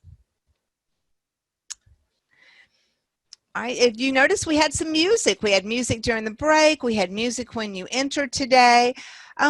Music is wonderful to keep people going. It connects us to our learning. It brings us back to good times in our lives. Read some of the names of the songs that are on the screen there, and I bet all of you have a good feeling about most of those there, and you might want to participate, and it would definitely get your attention. So anytime that you can incorporate some kind of music into your presentations, it's highly suggested. Okay. Another fun activity that you can do is Zoom call bingo. Now you can do two things with this. You can make your own cards, and I did this very briefly by inserting a table into the slide with 5 by 5. And I did funny things that you might hear on a Zoom call. So you could, if it was a light meeting, you might want to put something like this and offer a prize at the end for the first person to get bingo. You also could put your points that you wanted to cover in your presentation. You could also put them in the boxes. And as you covered them, people would be looking for them. They would cross them off, and you could have a prize at the end for that too, or just a recognition. But mix it up a little bit. It's a good way to keep your participants engaged. It's a fun way to just adds a little levity to the training. All right, throughout the presentation today, we've tried to model what we wanted to show you, and we've been using a lot of visual cues. We had the handout icon, which was on all the slides. We had some kind of slide that represented the break. If we had done breakout rooms, we would have done a breakout room icon. And then you had the chat icons. You don't really need to tell your participants over and over what you're doing. Train them to recognize the visual cues, and that will save you some time too in setting up your training. Okay. Next, please.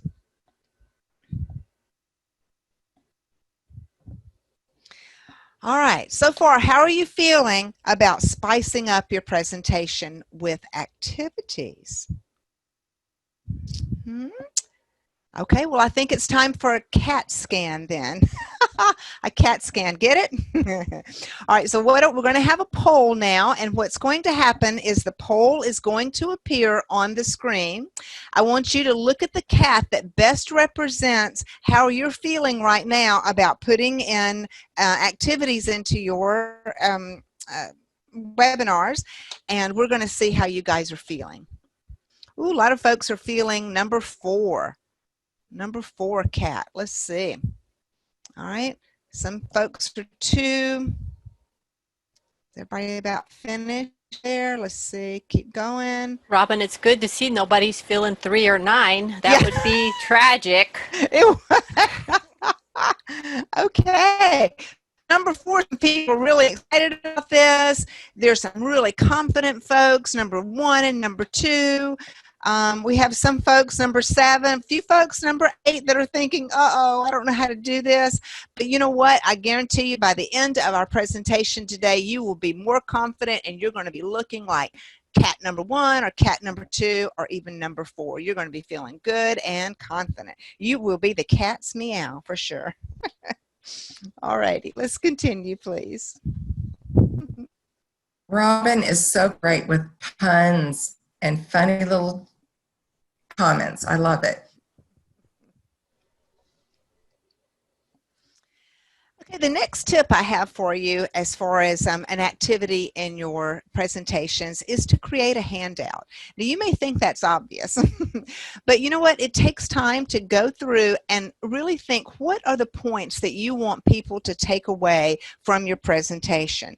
After all, we do remember what we write. So have some kind of handout. Avoid giving, the handout that we all have gotten many times, where you get the sheet or the packet with the 3 slides on the page with the note lines on the side that we're supposed to write notes on. And we all been there. We've gone to a conference. We get that. We come home.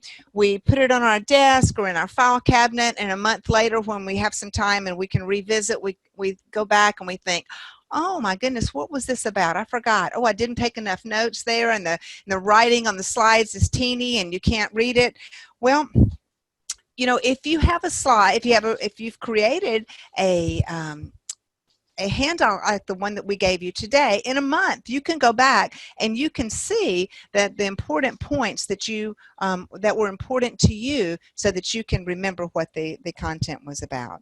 Now, the handout during virtual time can be electronic. It can be mailed to you like it was today, or if you don't have time to make a handout, you could simply ask your participants to get out some paper and say that I'm going to do 3 points today, and point 1, point 2, point 3, and let them take their own notes that are important to them.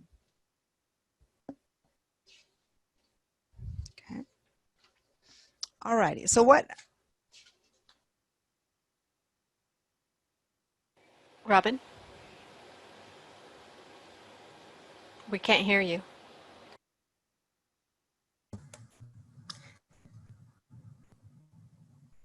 Okay, well, I Can you can, hear me now? yes, we can now. I was about to take over Uh-oh, well, I don't know what ad lib. happened. and Okay. ad lib. All right, well, here we go. All right, well, Okay. you need a pacing guide. Anne-Marie talked earlier about a pacing guide. It's very important that you engage your participants every 5 to 7 minutes. Now remember, you chunk your information into 20-minute chunks, and every 5 to 7 minutes you need to engage them.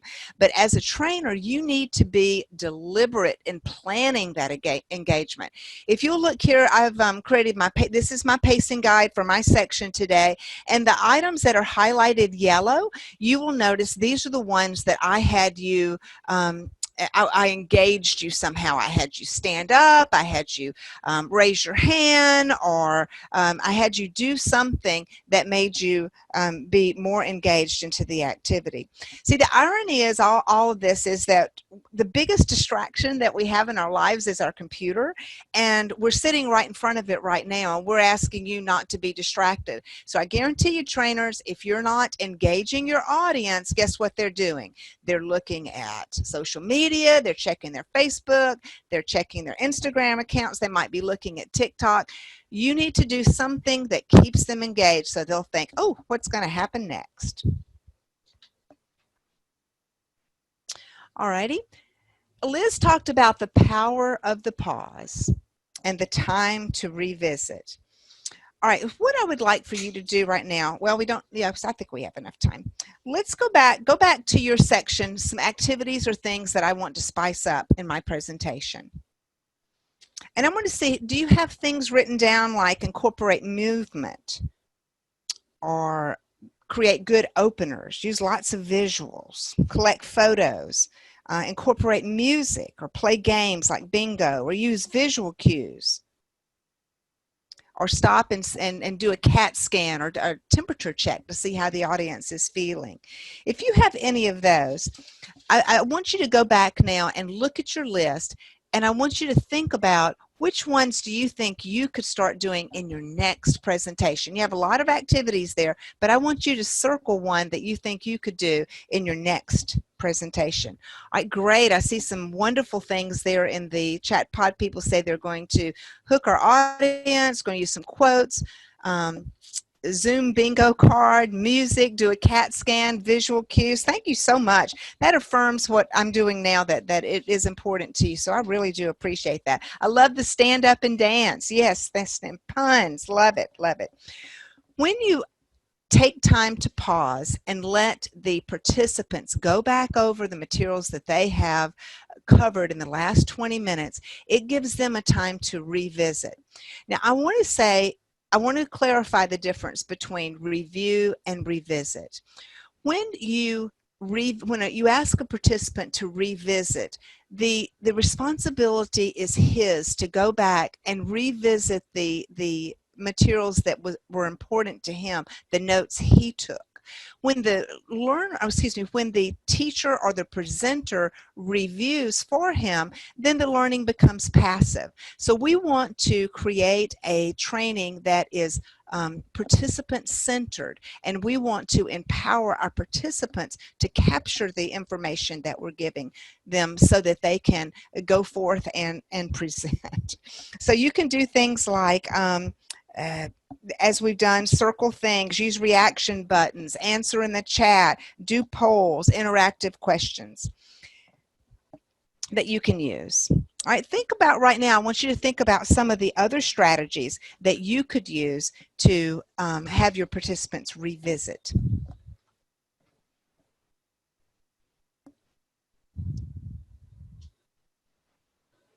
Okay, and you may want to write those down.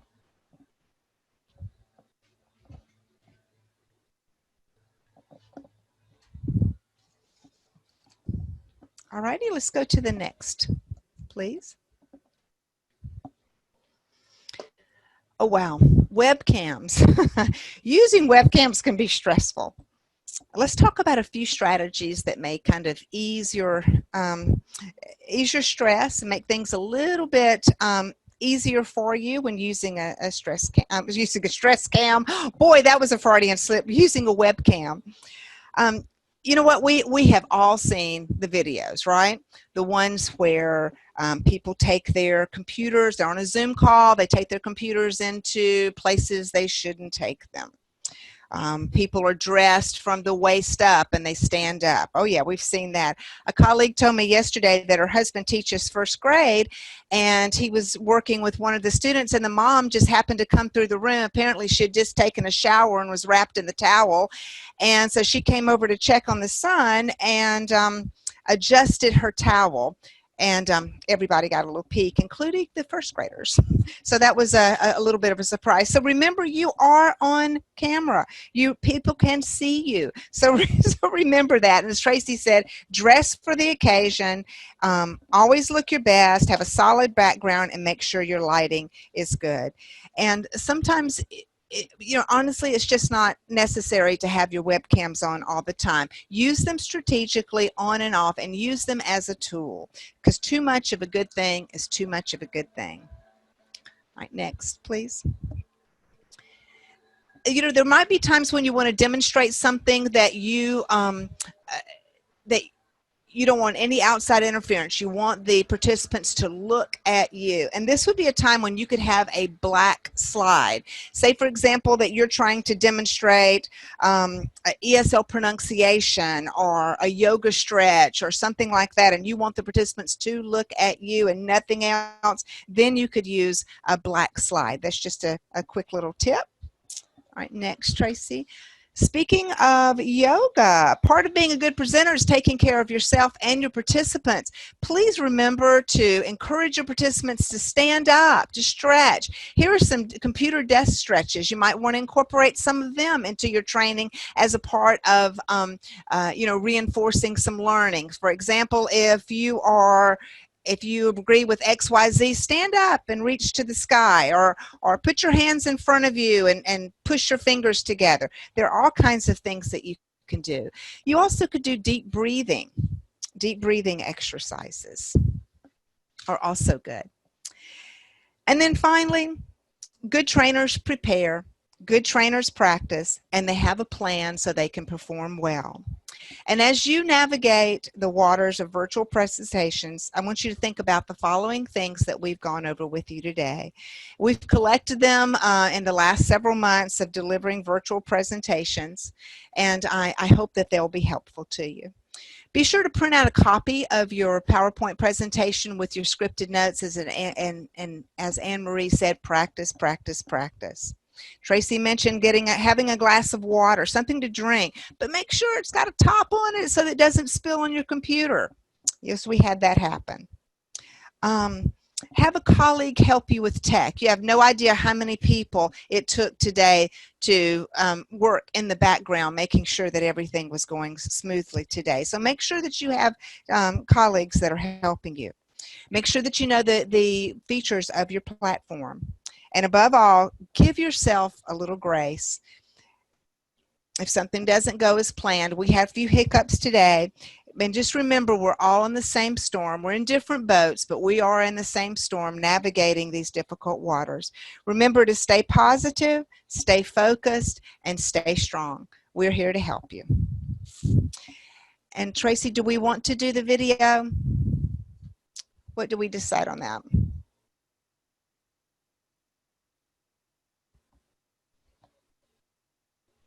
Sorry, I'm talking away and I'm muted. Uh-huh. I think we could do the video. Okay. Olga, if you have it up, and then we're going to wrap it up.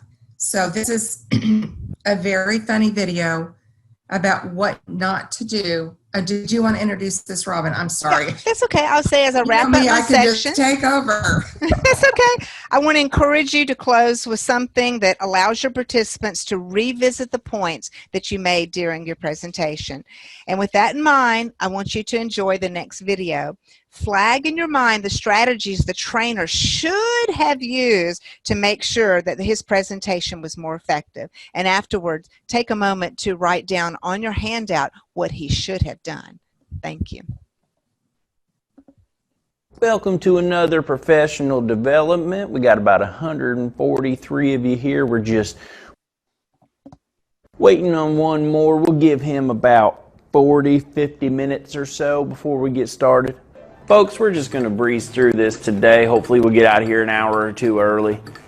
And now that you're all comfortably seated, I'm going to go ahead and I'm going to put the sign-up sheet up front, so if everybody could come up here and sign in. Now for the PowerPoint, I'm going to be reading the PowerPoint to you that I'm also showing you that I have emailed to you and also printed out for you. And when you leave today, I'll be beaming it into the sky like some Hunger Games announcement for you. Now I got a really good video clip for you. I'm going to hit play. You guys just sit back and watch.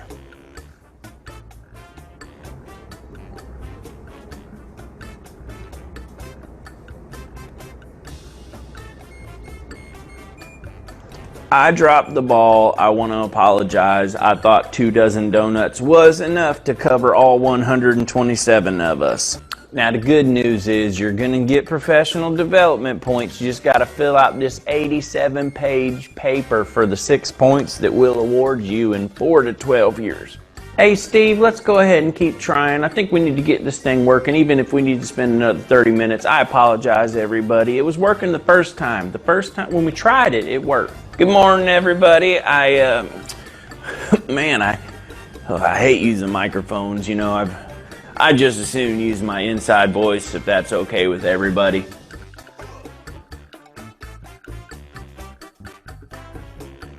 Okay, we got the video. Don't look like there's no sound. Can you fix the sound?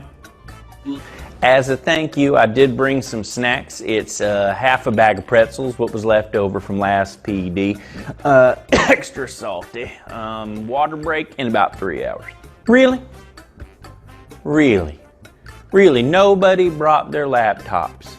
You mean to tell me nobody in here read the 35th line of the footnote of the 17th email that I sent? I find that hard to believe.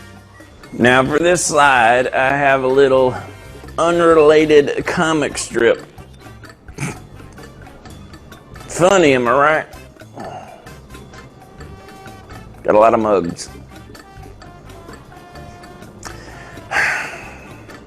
Moving on.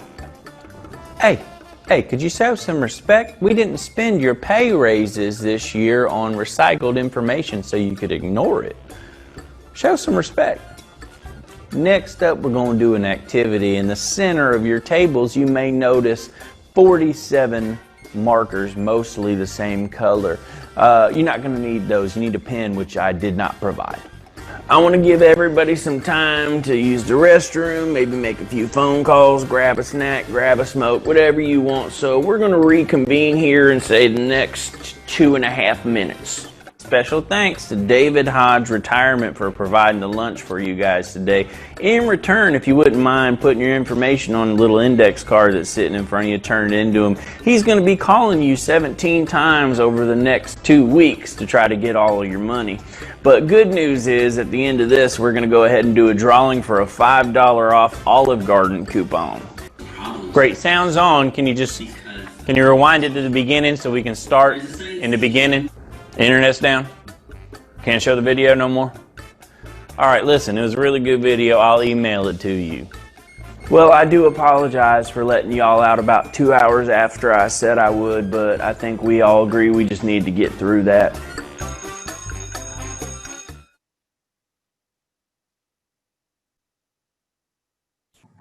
Okay, wasn't that a hilarious video? We have showed that a few times for training trainers, and it's just a good example of what not to do I hope you took some notes, and I hope that you won't do that for your professional developments. So we're going to wrap this up. Y'all have been a great audience, and I want you to just, I started out with the analogy of baking and cooking. We've given you so much information to empower you to become the great virtual trainer, the best you can be. And as we've all said before, it's your turn now to learn more about all these tools that we've referred to in practice. We want you to get out of your comfort zone and challenge yourself to learn new things and move forward. There's a saying I want to just share with you by a man named Mark Lamore. You are as good as you decide to be. It won't just happen. By admiring excellence and practicing, it can boost you to become excellent. So you can get better. You can do this. There's so many resources out there for you to tap into. So I want to thank my team for helping. They were amazing and wonderful. So much information.